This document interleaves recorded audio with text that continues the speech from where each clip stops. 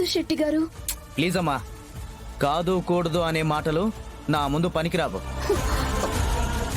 దయచేసి డబ్బు రెడీగా పెట్టండి, లేదంటే నా స్టైల్లో మీ ఇంటికే వచ్చి ఆ వసూలు పని ఏంటో చూసుకొని పోతాను.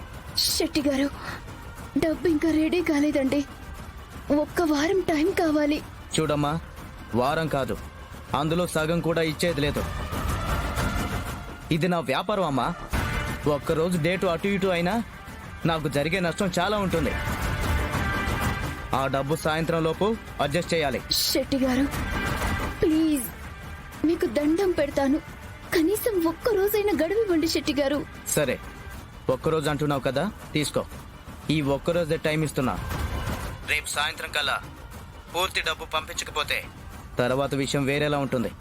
ఉంటాను.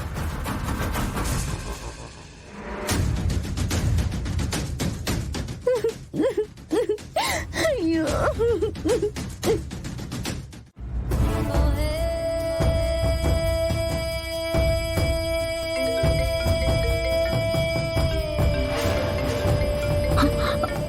Unknown number. మళ్ళీ ఎవరై ఉంటారు? హలో హలో, ఎవరు? హాయ్ దామిని. ఎవరు? నేను ఎవరు అన్నది ఇప్పుడు అనవసరమైన టాపిక్. కాల్ చేసింది ఒక ముఖ్యమైన విషయం నీతో మాట్లాడాలని. నేనిప్పుడు ఎవరితో ఏం మాట్లాడే పరిస్థితిలో లేను. కానీ నువ్వు మాట్లాడకపోతే నీకు జరిగిన నష్టానికి, వచ్చిన కష్టానికి ఎవరు కారణమో ఎలా తెలుస్తుంది? ఏంటి, ఏం చెప్తున్నావు? నీకు తెలియకుండా జరిగిన కుట్ర గురించి చెప్తున్నాను. ఇప్పుడు నువ్వు పడుతున్న టెన్షన్, ఏడుస్తున్న ఏడుపు, ఇదే కదా వాళ్ళకి కావాల్సింది. సో అదే వాళ్ళు చేస్తుంది. చెప్పేదేంటో సరిగ్గా చెప్పు. అయితే సరిగ్గా చెప్తాను, నువ్వు సరిగ్గా విను. మీ ఇంట్లో వాళ్లే నీ ఎదుగుదలను చూసి తట్టుకోలేకపోయారంట. షార్ట్ టర్మ్ లోనే 100 crores డీల్ ని నువ్వు సంపాదించటం డైజెస్ట్ అవ్వలేదంట. అందుకే మొక్క దశలోనే నిన్ను లేవకుండా చెయ్యాలని ఇలా తొక్కేశారు.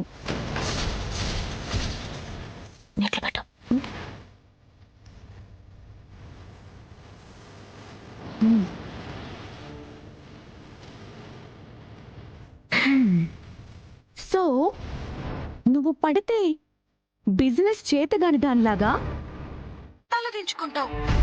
వాళ్ళు చెప్పినట్టే వింటావని పక్కాగా ప్లాన్ చేశారు. ఈ ప్లాన్ ఆఫ్ యాక్షన్ అంతా దర్శన్, శరణ్యల ద్వారానే జరిగిందంటే దామిని.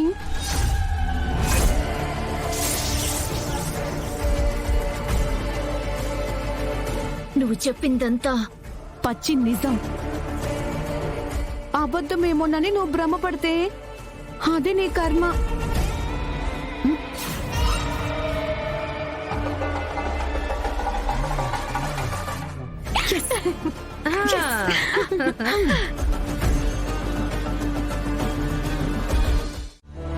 డాడ్, ఇక్కడ పెద్ద చిన్న విషయం కాదు డాడ్.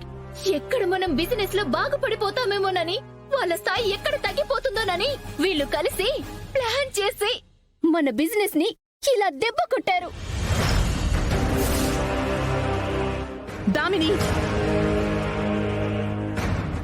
నువ్వు వాస్తవాలు తెలియకుండా తెలిసిందే నమ్మేసి ఒకరు తప్పు చేశారని వేలెత్తి చూపించడం కరెక్ట్ కాదు.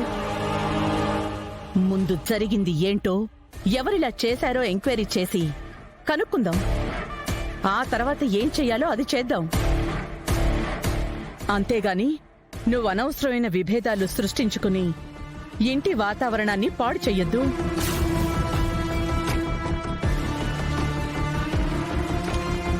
దామిని, ముందు నువ్వు ఇక్కడి నుంచి పద.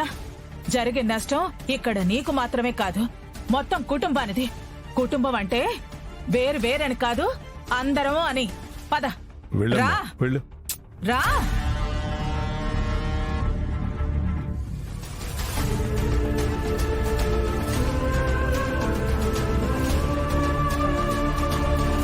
చూసావమ్మా, నేనెంత మంచిగా కంట్రోలింగ్గా ఉన్నా కూడా దామిని ఎలా మాట్లాడుతుందో? ఇలాంటి మాటల్ని కూడా ఎలా వింటూ కంట్రోల్లో ఉండాలమ్మా? నిందలు నిష్ఠూరాలు ఎందుకమ్మా మనకి? దర్శన్, నింద పడినంత మాత్రాన మనం పడిపోలేదు కదా. ఇప్పుడు దామిని ఉన్న పరిస్థితిని మనం అర్థం చేసుకోవాలి కదా నాన్న. తనకి తెలిసిన ఏదో తప్పుడు సమాచారాన్ని నిజం అనుకుంటోంది. అందుకే ఇలా ఫ్రస్ట్రేషన్లో మాట్లాడుంటుంది. అసలేం జరిగిందో మనం తెలుసుకుందాం. ఇదిగోండి బెయిల్ పేపర్స్. అదేంటి ఉదయాన్నే సీతమ్మ గారిని ఆవిడ తాలూకు మనుషులొచ్చి బెయిలిచ్చి తీసుకెళ్లారు కదా? వాట్?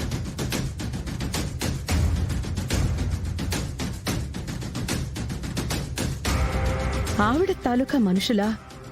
హ, నేనే కదండి సీతమ్మ గారి తాలూకా. ఇంతకీ ఎవరొచ్చి విడిపించుకుని వెళ్లారు?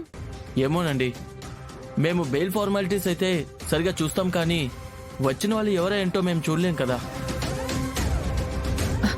అంటే వచ్చిన వాళ్ళు ఎవరై ఉంటారు? అమ్మకి నిజంగా తెలిసిన వాళ్లేనా? ఎవరో ఏంటో నేనెలా తెలుసుకోవాలి? ఎవరై ఉంటారు? లాయర్ గారు, వెళ్దాం పదండి.